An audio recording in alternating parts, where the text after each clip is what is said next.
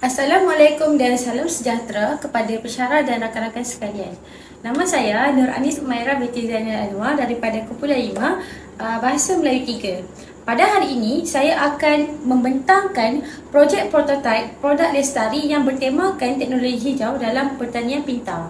Produk yang kami hasilkan ialah self-watering pot, iaitu pasu siraman kendiri yang menggunakan bahan kitar semula dan bahan semula jadi seperti botol plastik, tempurung, kokopit dan kompos serta tali knit. Bahan-bahan yang dipilih ini kerana mudah diperoleh, mesra alam dan sesuai digunakan dalam sistem siraman kendiri. Penghasilan produk ini bertujuan untuk mengurangkan pembaziran air, menggalakkan penggunaan semula bahan buangan serta memudahkan penjagaan tanaman. Selain itu, produk ini juga menyokong amalan teknologi hijau dan konsep pertanian pintar kerana menggunakan sumber secara lebih cekap dan lestari. Pada masa kini, ramai individu menghadapi kesukaran untuk menjaga tanaman kerana kekangan masa dan juga rutin harian yang sibuk. Keadaan ini menyebabkan tanaman tidak dapat disiram secara konsisten, sekaligus menjejaskan pertumbuhan dan menyebabkan pokok mudah layu atau mati. Oleh itu, satu penyelesaian yang lebih praktikal diperlukan bagi memastikan tanaman terus mendapat bekalan air walaupun tanpa pemantauan yang kerap.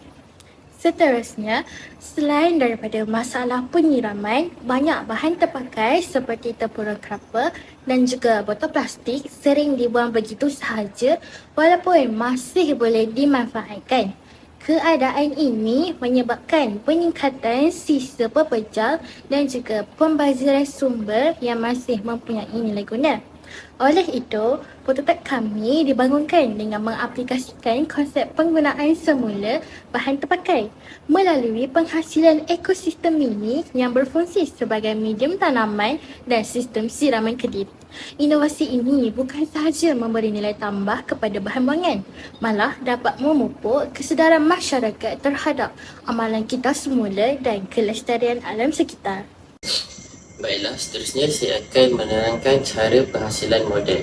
Model kami menggunakan bahan-bahan seperti tempurung kelapa, sabut kelapa, cawan plastik, tanah dan batu kerikil.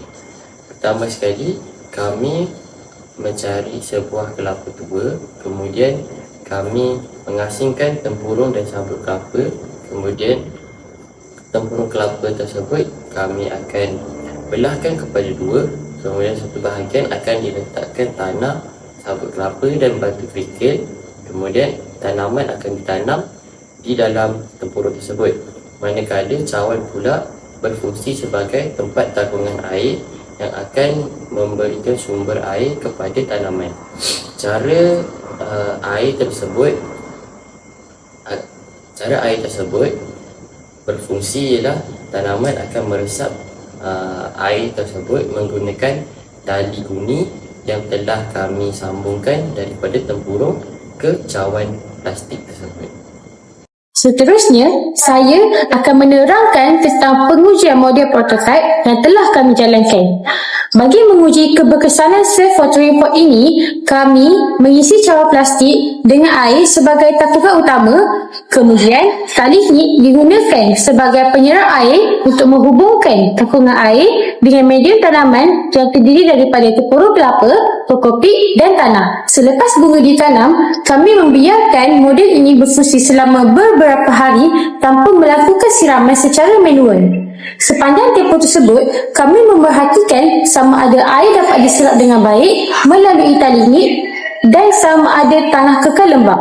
Hasil pengujian ini menunjukkan bahawa air berjaya mengalir secara perlahan dari takungan ke tanah. Medium tanaman kekal lembap dan bunga masih berada dalam keadaan segar. Ini membuktikan bahawa sistem siraman kendiri pada prototipe kami berfungsi dengan baik. Selain itu, penggunaan tempurung kelapa dan kokopit turut membantu mengekalkan kelembapan tanah sekaligus mengurangkan pembaziran air dan menjadikan produk ini lebih. Baiklah, sekarang saya akan memberitahu beberapa impak yang akan terhasil akibat daripada penciptaan model hidroponik kami. Yang pertama, ia akan meningkatkan kesedaran terhadap pertanian lestari. Hal ini dikatakan demikian kerana model hidroponik ini dapat memperkenalkan kaedah penanaman yang lebih mesra alam serta dapat menggalakkan masyarakat mengamalkan pertanian yang moden dan dapat menjimatkan sumber. Yang kedua ialah ianya dapat menjimatkan penggunaan air. Sistem ini dapat menggunakan air secara gitar semula sekaligus mengurangkan pembaziran air berbanding kaedah penanaman yang lain.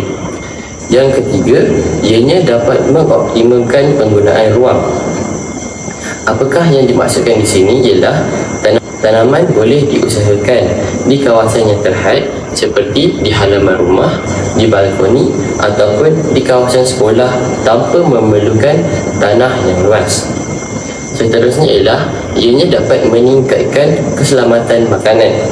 Apabila tanaman seperti penghasilan sayur-sayuran secara berterusan membantu untuk memastikan bekalan makanan segar sentiasa tersedia serta dapat mengurangkan kebergantungan kepada bekalan luar. Prototipe ekosistem mini ini berjaya menggabungkan konsep inovasi dan juga kelestarian alam sekitar dan penggunaan semula bahan terpakai dalam satu produk yang praktikal. Melalui penggunaan tempurung kelapa, botol plastik dan sistem siraman kendiri menggunakan tali, produk ini dapat membantu memastikan tanaman memperoleh bekalan air secara berterusan di samping memberi nilai baharu kepada bahan yang tidak lagi digunakan. Kami berharap inovasi ini dapat menggalakkan masyarakat untuk mengamalkan budaya penggunaan semula bahan terpakai serta meningkatkan kesedaran terhadap kepentingan memelihara alam sekitar demi kehidupan yang lebih lestari. Ini adalah maklum balas yang berkaitan dengan produk prototipe kumpulan kami.